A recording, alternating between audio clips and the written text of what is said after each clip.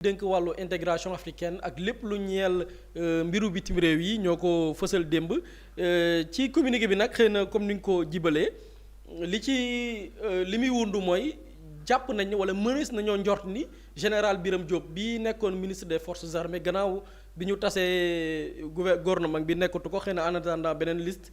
la ñuy njort mooy xëy na dootu ko nekkati le pourquoi parce que démb la ñu annoncé woon gouvernement bi dañ koy liste bi dafay génn le même jour le ministre bi ñu dénk wàllu intégration africaine ak lépp lu ñeel wàllu bitim réew bind benn bataaxal ne ñoom ministère bi ñu dénk wàllu intégration africaine ak lépp lu ñeel bitim réew ñoom ñi ngi yëgal waa Sénégal ak waa bitim réew que son excellence monsieur président Bassirou Diomaye Diakhar Faye di njiital réewu Sénégal proposé na ci sommet des chefs d'État et de gouvernement de la communauté économique des États de l'Afrique de l'Ouest benn ndaje boo xamante ni nii réew yi tëggu ci CEDEAO daañu ko amal ci weeru juillet atum 2026 bii ñu nekk moom njiital réew mi président Bassirou Diomaye Faye proposé na candidature kii di général d'armée aérienne muy Birame Diop di ministre des forces armées de la République du Sénégal ngir mu jiite commission de ladite organisation commission boobu léegi nga xamante ni ñeel na CEDEAO président de la République proposé na Birame Diop bi nekk ministre des forces armées ngir mu jiite ko mu nekk candidat au Sénégal ñu ne candidature boobu nag la muy fësal mooy Sénégal ci mettre à la disposition de notre communauté sous-régionale fexe ba jox CEDEAO la nga xamante ni nii mooy dayo waaye tamit nit koo xamante ni nii am na valeur bi ku ñu ràññee la ci li nga xam ne mooy taxawaayam waaye intégrité am son expérience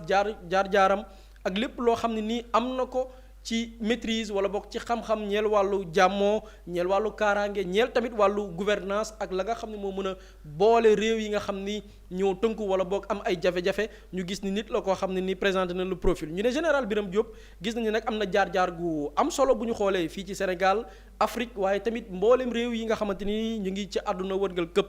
bu ñu xoolee exercer na fonction wu chef d'état-major des armées bu Sénégal chef d'état-major particulier du président de la République waaye tamit chef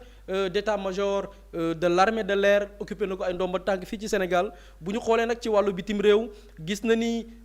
nit la koo xam ni nekk na conseiller militaire du secrétaire général des Nations Unies ca département des opérations de paix banqaas bi nga xam ni ca Nations Unies ñooy caytu lépp lu jëm ci wàllu jàmmoo ci àdduna bi waaye tamit nit la koo xam ni liggéey na ci li nga xam ni mooy élaboration waaye tamit jëmmal li ñuy woowee ay politique de prévention maanaam dëkk yi nga xamante ni xëy na mënees nañoo njort ni ay jéey mun na fa am ca nañ koy waajalee artu wala boog jël suñuy moyens yoo xamante ni fàggu lay nekk gis nañ ni am na ci expérience bu mucc ayib waaye tamit dëkk yi nga xam ne tamit ñi ngi ci conflit naka la ñuy def ba jàmm ji dellu si waat waaye consolider la nga xam ne mooy kaaraange ba gis nañ ni ku ci am xam-xam bu yaatu la ñu ne gis nañ ni bu ñu xoolee ci année yu baree bari accompagné na continent bii di Afrique rawatina centre d'études stratégiques pour l'Afrique ñu naan ko CESA comme facilitateur yombal yenn ci nga xamante ni nii moo xam ñeel ay formation ci ay hauts cadres civils et militaires yu nekk Afrique ci ay problématiques yenn ci ay jafe-jafe yi dëkk yi di jànkoonteel ci wàllum jàmm wàllu développement la jëmale réew kanam ci wàllu kaaraange waaye tamit wàllu défense gis nañ ni moom général Birame Diop am na ci taxawaay bu am solo bu ñu xoolee ci Afrique waaye tamit ci àdduna bu ñu xoolee tamit mën na ay gëstu yu yaatu ci ay bànqaas yoo xamante ni ñeel na réformer sécurité yi nga xam ne ñeel na diwaanu ñun Afrique yi féetee sow jant wala boog Afrique ñu ñuy wooye l'Afrique subsaharienne liggéey na ci liggéey yu am solo bu ñu xoolee moom Birame Diop wala boog général Birame Diop liggéey na ci liy mettre en place institut africain pour le secteur de la sécurité muy bànqaas boo xam ni itam dafa ñeel lépp lu jëm ci wàllu kaaraange ci continent bu Afrique bi muy institution boo xamante ni lépp lu jëm ci wàllu renforcer dooleel lépp loo xam ne ñeel na wàllum xam-xam ci dëkk yi nga xamante ni dañuy dox ci jàmm moom général Birame Diop am na ci liggéey bu am solo ñu ne avec ces deux institutions liggéey na ci ay travaux yu ci bari yu ci mel ni boole réew yi nga xamante ni ñooy réewu Afrique yi ci booloo ngir ñuy wàllu sécurité waaye tamit ci organisation internationale yu ci mel ni Union européenne programme des Nations Unies pour le développement moom général Birame Diop liggéey na ci liggéey bu mucc ayib ba yenn ci ay réformes yoo xam ni coppite yi ñu amal ci wàllu kaaraange ñeel àdduna wërngal këpp liggéey na ci rawatina yenn ci ay élaboration yenn ci ay programme yu ci mel ni politique nationale de défense et de sécurité muy PNDS moom général Birame Diop amal na ci liggéey bu am solo daanaka loolu tënk la ci mbir mi gudd na ñu ne jeexalee ko ci mbir mi ne gouvernement bu Sénégal ñi ngay woy di feddali seen kóolute jëmale ci général Birame Diop bi nga xam ni wane na li nga xam ni mooy xarañteefam waaye tamit dévouement taxaw temm ci lépp loo xam ne ay idéaux la maanaam ay valeur wala yoo xamante ni nii dafay tax CEDEAO wala boog Sénégal réew ya ko wër mën a tegu ca la nga xamante ni nii mooy dëkk ya nekk ci anam yu mucc ayib donc ñu signé ko démb Dakar 31 mai atum 2026 donc ñu ko signé di service de communication bi ministère bi ñu dénk wàllu intégration africaine ak lépp lu jëm ci wàllu bitim réew soxna Aminata. am na solo Boury Pape Samba mu mel ni par rapport ak bataaxal bi nga xamante ni si jibal nañu ko ni ki tey ministre des forces armées général Birame Diop bu fekkente ni njiitu réew bi dafa ko proposé ngir mu dem jiite ji li di commission CEDEAO ndax du loolee dafay wundu ko ni gouvernement bi nga xamante ni bokkoon na ci manees naa xaar ne bii di ñëwaat moom dañ ko ci daal di génne. waaw déjà commencer par saluer le général Birame Diop ci parcours am expérience am parce que je pense que c'est un enfant de troupe boo xamante ni bokk na ci ñi gën on va dire parcours au niveau des forces armées parce que booy fàttaliku sax bañ koy nommé maa ngi fàttali bañ koy nommé ministre des forces armées militaires yi ci seen bopp ñoo doon jubilé kontaan parce que dañ ne on avait un homme boo xamante ni moom moo mérito place boobu daal par rapport ak jaar-jaaram ci armée non seulement au niveau du travail mais aussi sur le plan humain rapport bi nga xamante ne am na ko sur le plan humain avec des enfants de troupe ak ñi nga xamante ni ñoom ñooy militaires yi tout au long de son parcours au niveau de l'armée te au niveau de ces 2 années aussi gis nañ dans la responsabilité liggéey bi nga xamante ne mu ngi nekk di ko liggéey gis nañ les nombreuses missions yi nga xamante ni dem na fa pour représenter le Sénégal Algérie Mali dans les pays de l'AES sous-région bi fu nekk mu nekk di fa dem di préserver on va dire l'enjeu sécuritaire bi nga xamante ni concerne na le Sénégal par rapport ak ñi naan le Sénégal est entouré par une ceinture de feu mais je crois que moom def na ci liggéey bu ama am solo boo xamante ne et le tout dans le calme dans la sérénité mais surtout benn humilité boo xamante ne waxam bëriwul génnam bëriwul doo ko gis fenn fu dul liggéeyu gouvernement je crois que c'était un très très bon profil boo xamante ne amoon nañ ko et jusqu'à preuve du contraire ñëpp leen lañ ko xamal mooy son intégrité et son dévouement à la tâche maintenant nag boo gisee ñu ne dañ ko proposer pour poste présidence commission CEDEAO effectivement logiquement il serait totalement contradictoire nga fekkaat ko ci gouvernement bi parce que imaginons tey jii ñu ne sommet bi juillet lay am on est déjà en début juin juillet bu ñu ko tabboon foofu ñu ne effectivement moom mooy président de la commission CEDEAO mënul boore ñaari fonction yi dootul mënati nekk donc man li ma gëm te le timing man moo ma interpellé parce que dans le décret bi nga xamante ne le président jëloon na ko pour limoger le premier ministre dañoo sas maa ngi gis am ku ko doon wax benn internaute moo tax mu interpellé ma boo xam ne daf ci def une analyse pertinente mu ne dañu ne ministres yi nañu gérer les affaires courantes évacuer les affaires courantes mais une décision aussi importante diplomatique jàpp ma ne ci affaire courante yi la bokk dafa nekk une décision boo xamante ne xel lu mu doon gën a mën a nangu mooy ñu tabb gouvernement bu bees bu ñu tabbee gouvernement bu bees ñu doog officialiser moom sa candidature man ci man en termes de cohérence noonu la waroon demee mais pourquoi ñu xaar avant ñoo génnee gouvernement bi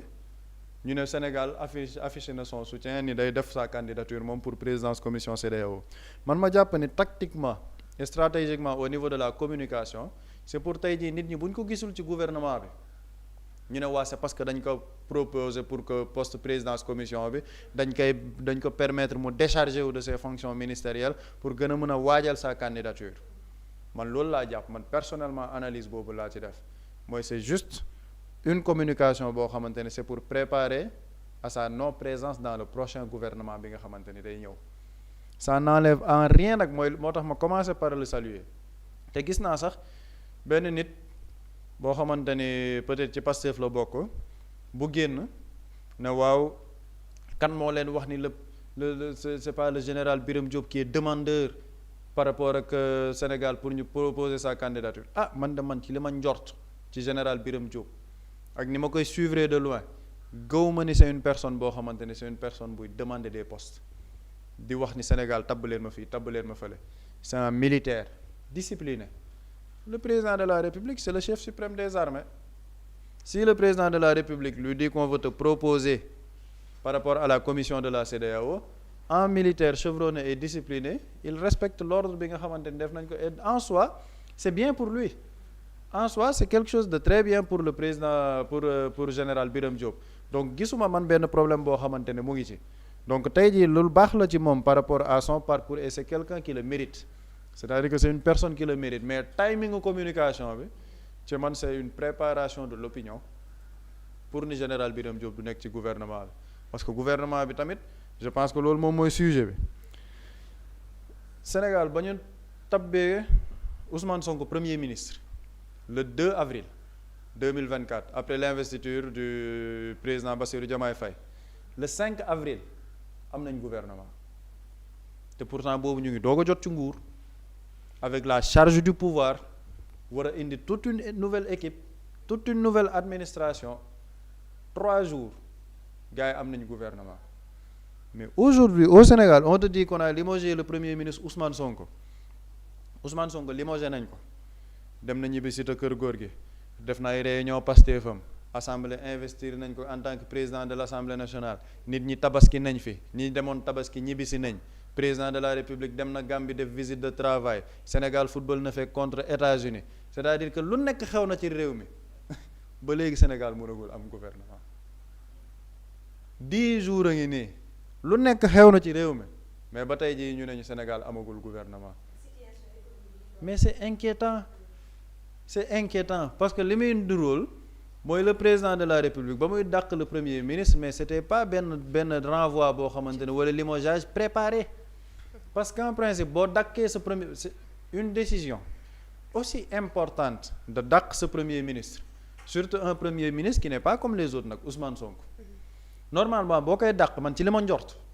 président buy jël responsabilité am ne dàq na premier ministre day fekk ni choix premier ministre am leer na choix gouvernement am à 80% leer na ba nga xamante ni bu ñu introniser le nouveau premier ministre rek peut-être 48 heures après on a un nouveau gouvernement gars yi jublu ci liggéey bi mais 10 jours ñu ne le gouvernement mënul am et ce qui est extraordinaire nag man tey ba ma yeewoo ba ma ko gisee ci benn journal laa ne waa li bëri di wax ñun on est mal barré ñu ne en fait li expliquer retard bi mooy président dafa war a jàkkaarloog waa société civile donc day xaarandi ba waxtaan ak waa société civile après bu ñu waxtaanee ak ñoom am yenn déblocage yu am ñu doog a am gouvernement ay waay Sénégal fu ñu jëm mais c'est-à-dire que ñun donc on doit attendre que le président de la République waxtaan ak Alioune Tine waxtaan ak Moundiaye Cissé pour que Sénégal doog a am gouvernement mais loolu mais c'est-à-dire comment on peut expliquer ça aux Sénégalais pendant ce temps la guerre continue sur le plan international ñu ngi naan amaguñ programme avec le FMI fan la ñu nar a jëmee suñu dette bi tey jii la question de la campagne agricole mu ngi ñëw inondation yi saison des pluies léegi mu ñëw si tu dois changer un ministre comme Cheikh Tidiane Dièye avant que le prochain ministre ne prenne fonction xam l'étendue de son ministère xam les dossiers yi nga xamante ne ñu ngi en cours mu def ay changements peut-être par rapport à ses équipes techniques loolu rek ça peut prendre 2 à 3 mois mën na jël benn temps boo xamante ne 2 à 3 mois pour que le ministre soit bien assis par rapport à son ministère mais ñu ne loolu noonu yëpp terewul urgence yooyu noonu yëpp di am campagne agricole bi denrée yi ñu naan day yokk wala du yokk li xew Sénégal en 10 jours yëpp ñu ne ñu gouvernement amul et comme par hasard ça n'inquiète pas les gens yi nga xamante ne ñoo tàmm di wax gisuma benn nitu société civile bu génn kaas ci ne en 10 jours amuñ gouvernement opposition bi ba tey man je ne sais pas l'opposition s'oppose au président de la République ou au président de l'Assemblée nationale ou à des chroniqueurs doo xam ñan la ñuy opposé woo ñoom ba léegi kenn génnul kaas on a l'impression ni daal moo tax yéen démb damay gis ku ko wax mu ne yéen da ngeen a dal xel trop ci réew mu amul gouvernement depuis 12 jours mais il a parfaitement raison dara mënul expliquer tey jii ñu toog 10 jours sans gouvernement avec les urgences qui attendent ce pays-là parce que le premier ministre Alamine Lo dafa nañu ce n'est pas un changement de cap c'est un changement de méthode tey jii am na lu bëri loo xamante ne war nañ ko ci xool mais y a des choses qui n'attendent pas 4 avant-projets de loi yi sànq maa ngi koy junj 4 avant-projets de loi yi fu mu toll parce que ce sont des projets de loi yoo xamante ne yu am solo la on parle de la révision de la constitution le changement du conseil constitutionnel en une cour institutionnelle le changement du code électoral yooyu noonu yëpp dafa am solo ah mais yooyu noonu yëpp c'est suspendu le président moom mu ngi dem visite de travail man loolu moom boobu nag man moo ma ci gënoon a jaaxal c'est-à-dire que le président il peut aller en visite de travail Gambie sans pour autant avoir un gouvernement aujourd'hui au Sénégal te gars yu bari gis naa comme ñoom léegi ñu ci ëpp nag léegi ñoom ay layeur maanaam ay laykat automatique lañ ñu ne waaw yéen de toute façon xamoo leen république hein parce que il y a des ministres qui sont chargés de gérer la continuité de l'État mais ministre bu ñu d'accord il est chargé d'expédier les affaires courantes mais est-ce que loolu ça justifie ñu ne toog nañ 10 jours amuñ gouvernement quand tu changes ton premier ministre il faut que ça soit préparé mu leer naññ nga ñëw avec une équipe boo xamante ne préparé woon nga ko parce que ci man booy changer premier ministre bu mel ni Ousmane Sonko 48 heures après da ngay wax ni lii mooy sama gouvernement ay ca ñu jublu ci liggéey bi ndax en 2024 Ousmane Sonko dañ ko fal le 5 gouvernement taxaw nit ñu jublu ci liggéey bi mais c'est ce que les Sénégalais attendent Sénégalais yi loolu lañ nekk di xaar et le curseur gis naa nag ñu ci mën a tappale génn naan waaw lii bu doon nguuru Macky Sall la waa Pastef génn nañu wax Pastef lu ñuy wax Pastef dañ leen a dàq di. mais au-delà Pastef sax ana opposition bi. non xam nga mooy li ma opposition bi ñoom en fait moo tax le président de la République man foofu damay rejoindre Boury. Le président Bassirou Diomaye Faye a besoin de personnes yu koy wax dëgg yu koy jàppale parce que au Sénégal ce qui est en train de se passer gis nga l'opposition ñoom ñu ngi dans la négation du président de la République bu nit ñi seetloo opposition bi ci ñoom président existé wul sax maanaam président moom président de la République la moom mooy le président qui nomme aux emplois civils et militaires il a le décret waaye ñoom foofu la ñu yemale le président parce que gouvernement amul du ñu wax dara président campagne agricole kenn du wax dara président inondation yaa ngi ñëw kenn du wax président mais opposition bi ci lan la ñu focus moom ak ñoom gars yi société civile ñenn ñi putsch institutionnel assemblée li fa xew du yoon mais ce n'est pas l'assemblée qui fait marcher le pays il y a un exécutif avec un président à sa tête et un nouveau premier ministre si on doit demander des comptes c'est au premier ministre et son président de la République parce que pendant 2 ans lu xew ngeen ne Ousmane Sonko premier ministre bi lii yéen a ñu waxoon lii yéen waa moom léegi nekkatul premier ministre am ngeen premier ministre bu bees Mouhamadou Al Aminou Lo un président de la République qui s'appelle Bassirou Diomaye Faye yaa xëyti ñooñu ñooy exécutif bi ñoom ñooy dérouler parce que depuis 2 ans ñoom loolu la ñu doon wax président Bassirou Diomaye Faye dafa war a xam ni yàlla moo ko fal sénégalais yi ñoo ko fal dafa war a gouverner dafa war a diriger il n'a qu'à prendre ses responsabilités dàq Ousmane Sonko pour mën a diriger waa léegi ñoom xam naa ni seeni ñaankat ay nañ seen ñaan yàlla nangu na ko Ousmane Sonko nekkatul premier ministre Bassirou Diomaye Faye il a la latitude de diriger léegi comme loolu lañ ci bëggoon nañ jàkkaarloog président Bassirou Diomaye Faye demandé ko ay compte parce que moom la ñu fal ñoom ñoo ko wax moom la ñu fal président Bassirou Diomaye Faye moom mu ne moom 54% yi ko fal du waa Pastef kese donc yeneen sénégalais yooyu nga xam ne duñu waa Pastef kese ñeneen ñëpp ñoom ñu ngi laaj le président Bassirou Diomaye Faye waa ana suñu gouvernement 10 jours yi ngi nii 10 jours c'est un tiers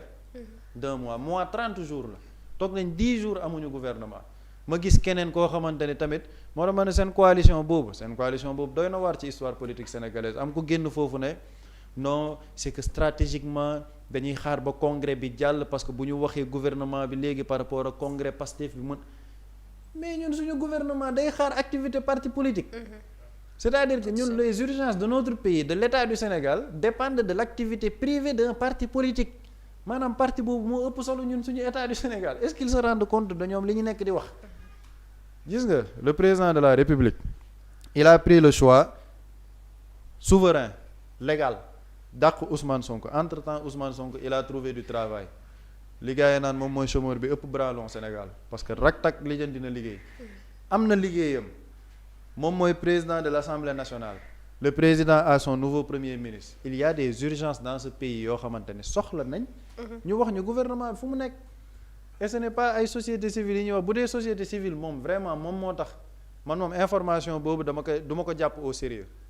wax dëgg neex yàlla jëluma ko au sérieux quoi parce que si le président de la République effectivement société civile lay xaar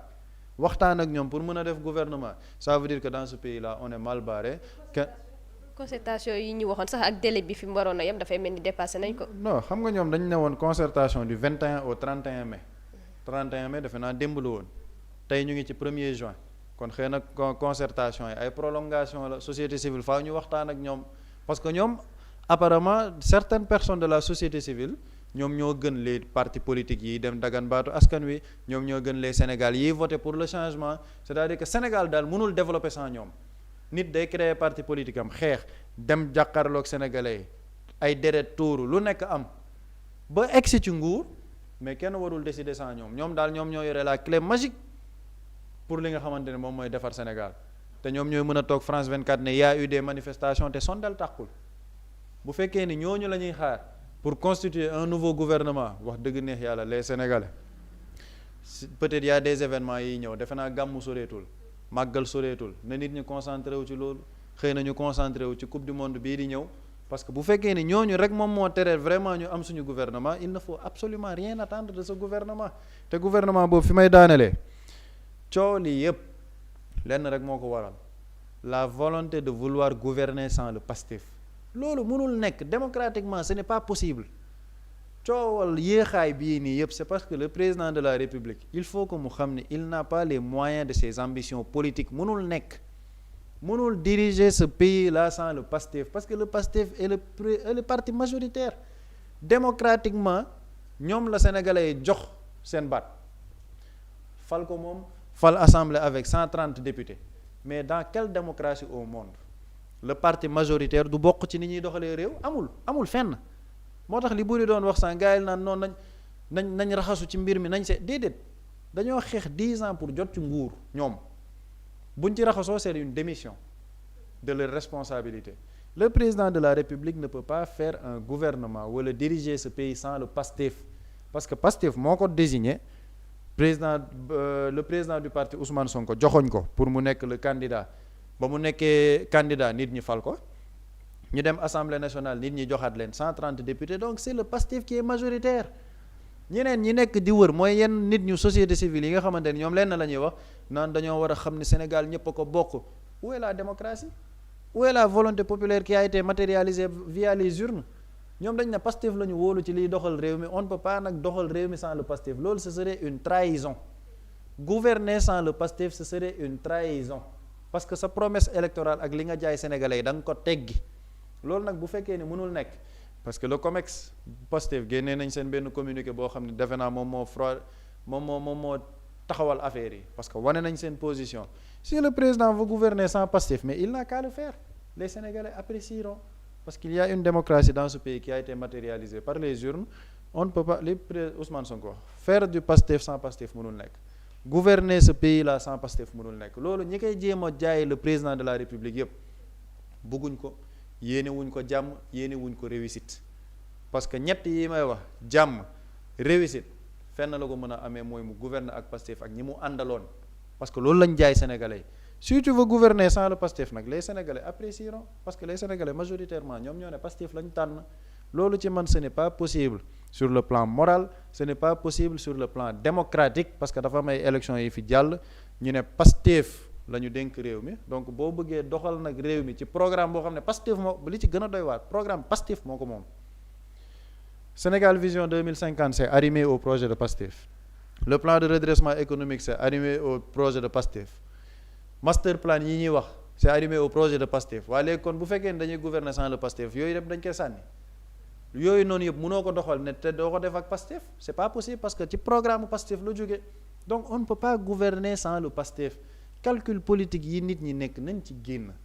les Sénégalais bu ñu leen bëggee convaincre nañ leen convaincre ci ay réalisation loolu la Sénégalais di xaar Sénégalais yi xaaruñu ay calcul politique pour ay 2029 élection 2027 dañuy xaar matérialiser programme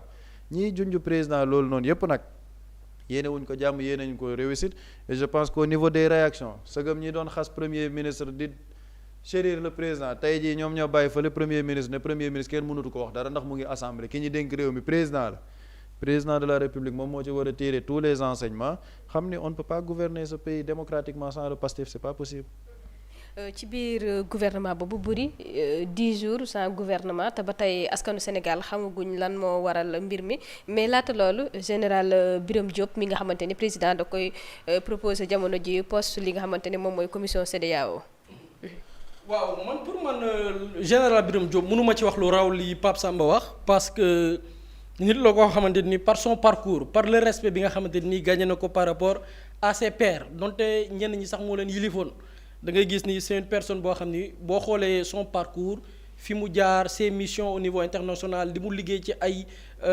plan yoo xamante ni nii ñeel na sécurité au niveau international et surtout dans la zone CEDEAO bi nga xamante ni tey avec les conflits les pays ku ci nekk ban taxawaay nga ci war a am je pense que c'est une désignation boo xam ne nii kenn mënu ko duut baaraam et bu fa demee jiite la commission CEDEAO mérite la et maintenant il faut savoir que est-ce que loolu la président bëggoon c'est-à-dire que le président Bassirou Diomaye Faye bi muy tànn bi le général Birame Diop di ko def ministre des forces armées est-ce qu'il s'attendait à ce que quelque temps plus tard mu nekk candidat au Sénégal il y a un contexte boo xam ne le même jour bi ñu annoncé ni la ñuy composer le gouvernement le même jour la ñu annoncé que ni moom mooy nekk candidat au Sénégal au mois de juillet déjà le timing ça pose problème tànneef bi parce que y avait xam nga dama doon wax sànq kaaw Cheikh Bara Ndiaye moo fi njëkkoon wax ni général Birame Diop dañ ko fa bëgg a jëlee yóbbu ko CEDEAO ça tombe pile et je pense que loolu moo jur les polémiques maintenant nag problème bi mooy toujours politique dafay ñëw et ce qui est vraiment dommage man li ma seetlu jamono ji mooy dañu nekk di fontoo réew mi il faut oser le dire dañu nekk di foyee réew mi et c'est ce qui est dommage c'est-à-dire que pour des calculs politiques pour des considérations yoo xam ne ñun ça ne nous concerne point ci lañ nekk di foyee réew mi on te dit 10 jours Sénégal amul gouvernement xam nga dama toog fii ne Sénégal amul opposition fii laa ko wax lii ça prouve que Sénégal amul opposition imaginez ñu ne Ousmane Sonko mooy premier ministre tabb nañ ko toog na 10 jours mënul former gouvernement coow li mi ngi mel ni tullek màlle mais bii dàq nañ ko ok c'est bon 10 jours sans gouvernement est-ce que xam nga ni loolu ñun ci li ñu fekkee li ñu xàmmee ci politique jamonoy Abdoulaye Wade man fa laay jëlee de l'an 2000 jusqu'à présent lii mësul am ci Sénégal damay lay jox la chronologie moom laa nekkoon di xool la chronologie première alternance ci Sénégal bi Sénégal amee alternance ba tey lii mësul am ci Sénégal c'est historique c'est extraordinaire première alternance du Sénégal à l'an 2000 alternance dafa am président Abdoulaye Wade nommé Moustapha Niasse premier ministre le 3 avril 2000 le même jour Moustapha Niasse dafa composer son gouvernement Moustapha Niasse bi mu fa jógee kan moo ko wuutu Mame Madior Boye ñi ngi ko nommé le 3 mars 2001 le 3 mars lañ ko nommé le 4 mars le lendemain elle a formé son gouvernement Mame Madior Boye jógee fa Idrissa Seck ñëw Idrissa Seck ñu ngi ko nommé le 4 novembre 2002 le 4 novembre le 6 novembre 2 jours Idrissa Seck formé na son gouvernement Idrissa Seck Macky Sall moo ko wuutu en tant que premier ministre Macky Sall dañ ko nommé le 21 avril 2004 le même jour Macky Sall composé son gouvernement Macky Sall Hadjibou Soumaré moo ko wuutu primature Hadjibou Soumaré le 19 juin 2007 lañ ko nommé le même jour Hadjibou Soumaré composé son gouvernement le dernier premier ministre bi Abdoulaye Wade am ci nguuram bi muy jeex c'est Souleymane Ndéné Ndiaye ñi ngi ko nommé le 30 avril 2009 le 1er mai mu composé son gouvernement régime Wade jeex c'est-à-dire que régime président Abdoulaye Wade nommé wuñu un premier ministre mu toog fukki fan composé wul gouvernement bu baree ba bari ñaari fan la ñuy toog ñaari fan bu baree ba bari ñu tànn taxawul un gouvernement régime Macky Sall ñëw régime Macky Sall Abdoul Mbaye moo njëkk a nekk premier ministre Macky Sall ñu ngi ko nommé le 4 avril 2012 le même jour Abdoul Mbaye présenté na son gouvernement Abdoul Mbaye Mimi Touré moo ko wuutu ñu ngi ko nommé le 1er septembre 2013 le 2 septembre sa suba sa Mimi Touré présenté nañu ñan lay liggéeyal Mimi Touré Boun Abdallah Dionne moo ko wuutu ñu nommé ko le 6 juillet 2014 le même jour Mohamed Boun Abdallah Dionne présenté na son gouvernement Amadou Ba ñi ngi ko nommé Amadou Ba moo remplacé Mohamed Boun Abdallah Dionne le 17 septembre 2022 lañ ko nommé le même jour xam nañ gouvernement bi ñan la Sidiki Kaba ñi ngi ko nommé le 9 mars bi ñuy waajal li nga xamante ni mooy élection yi gouvernement Sidiki Kaba le 9 présenté na li nga xamante ni nii mooy gouvernement nga kan moo wuutu Sidiki Kaba Ousmane Sonko bi mu wuutee ki nga xamante ni nii mooy Sidiki Kaba dañ ko nommé le 5 le 2 lañ ko nommé le 5 avril le 2 avril bi ñu ko tànnee le 5 avril 3 jours après il a présenté li nga xamante ni nii mooy gouvernement ngam c'est-à-dire que c'est inédit gëstuwuma année Abdou Diouf de mais ñun ci suñu ère ñun muy l'an 2000 depuis la première alternance bi Sénégal nekkee Sénégal ba tey guléet un régime toog fukki fan mënul présenter un gouvernement dañuy fooyee réew mi pour des considérations politiques lii lépp politique moo ko lal xam nga lan moo ko lal on était dans une période de liñ naan ki bëgg a tuxa ku reppayam wolof dafa naan ki bëgg a tuxa ku reppayam neexu ñoo dëkkal y avait un agenda que Ousmane Sonko faa mu jóge fi le président Bassirou Diomaye Faye jour bi mu naan man maa yor décret premier ministre bu ma demee ba xam ne mission bi mu ko dégg mënatu ko mun naa koo dindi boobu yëpp c'était pour préparer dàq ko te pourtant bi muy répondre question boobu kenn laaju ko moom daal fexe na ba wut benn porox ndoll rek sërëxal ko ci c'est-à-dire que ñi ngi ko doon waaj waaye kañ la mooy wax ja cela veut dire que dans la précipitation dàq nañ ko te pareegoo leen c'est-à-dire que et lii c'est très dangereux xam nga sànq maa ngi wax dama déglu le président Diomaye mu ne damaa am li may muñ benn président mënu ko muñ ñu ne ko yooyu président looy muñ mu ne maa ngi muñ ay nit nekk ci man di dem ne Sonko mooy seen candidat ma ne ñun lii bu dee lii da leen ñun ci musiba lañ jëm le même président dans la précipitation le premier ministre dem à l'Assemblée nationale dès une série de questions d'actualité loolu nekk événement nit ñi di def le même jour le président sort un décret pourquoi parce que le même jour le premier ministre a dit ànduma ci fonds politique te pourtant loolu c'était une promesse électorale yéen a ko bind ci programme noir sur blanc lan la wax mu ne le président ministre de la justice dafay jox ay ndogal wala boog ay ndigal procureur du ko def waaye ku ñemee dañ laa dee dans la précipitation le même jour nga génnee communiqué ba ko génnee ba tey ba nga génnee dàq ko ba tey mënoo taxawal gouvernement c'est-à-dire que tout a été fait dans la précipitation pareegoo leen yéen est-ce que kon ñun réew mi c'est-à-dire que ñun Sénégal on est mal barré de ku ko waxul sénégalais yi da ngay dalal seen xel on est mal barré bu dee nii la ñu bëgg a doxalee de maanaam njiit démb dafa am benn kilifa gu ma ci doon waxal xam naa bëggul sama turam mu ne woon dafa jiite ay mbooloo yu bari mais jiite gi mu jiite mbooloo mi tax na du tëb rek jël décision parce que kilifa la c'est-à-dire que du tëb parce que moom dafa war a féete kaw même bu amee ñi mu yilif am nañ ay attitude am nañ seeni xalaat moom du nekk dans le même rythme que ñooñu parce que moom mooy kilifa dafa war a am recul dafa war a am esprit de dépassement mais quand on te dit le président de la République peut se permettre une décision vraiment boo xam ne dans la précipitation dàq premier ministre ba tey mënul former gouvernement tabb na premier ministre pour l'instant ba tey mënuñoo former gouvernement lii cela veut dire quoi ci ay yëg-yëg des sentiments dans la précipitation mer na nii lañ bëgg a yoree Sénégal ñun fu ñu jëm fa la réew mi jëm réew mi fa mu jëm baaxul bu dee lii lañ nar a yoree réew mi 10 jours dama la defal l'historique depuis jamonoy Mame Madior Boye depuis jamonoy Moustapha Niasse musul am ci histoire politique bu Sénégal fukki fan amuñu gouvernement lii c'est un scandale njombe la ci dëkk njombe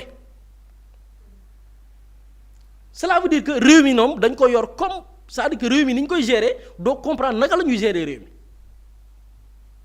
comme ça. C'est des personnes de mauvaise foi.